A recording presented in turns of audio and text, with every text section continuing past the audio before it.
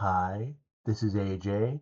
Welcome to episode 125 of Here's What I Watched. In this episode, I want to talk about the Leonardo DiCaprio and Sean Penn movie One Battle After Another, which was written and directed by Paul Thomas Anderson, which is technically an adaptation of the Thomas Pynchon novel Vineland, but he just took the bits and pieces of that he liked and changed it all around and mixed it together with some other stuff he's been thinking about and made his own thing.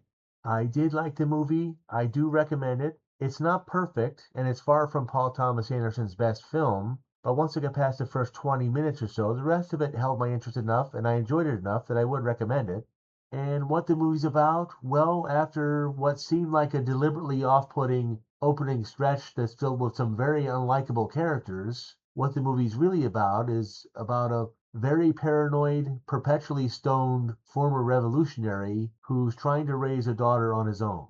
And of course, she resents his paranoia and his drug use, but it turns out that his paranoia is not entirely unjustified. They do end up in some real danger, though his drug use does tend to get in the way of him being able to remember the secret passwords he needs to communicate with his former comrades when he reaches out to them for help. Those are some really great scenes, by the way, and not just because of the humor in those scenes, there are some great performances there too. And you also get some scenes where you see why the forces that are lined up against them are suddenly coming after them now after all these years. The plot does meander a bit here and there. I don't know how much of that comes from the book and how much of that just comes from Paul Thomas Anderson's signature style, but all the pieces of the story do actually fit together very well. One battle after another doesn't exactly wrap it all up in a big bow for you at the end, but the ending is about as satisfying an ending as you could hope for, given everything that happened before. Even if you hate the beginning, I really do think you'll like the end if you hang in there. I hung in there and enjoyed it quite a bit, so I do recommend it.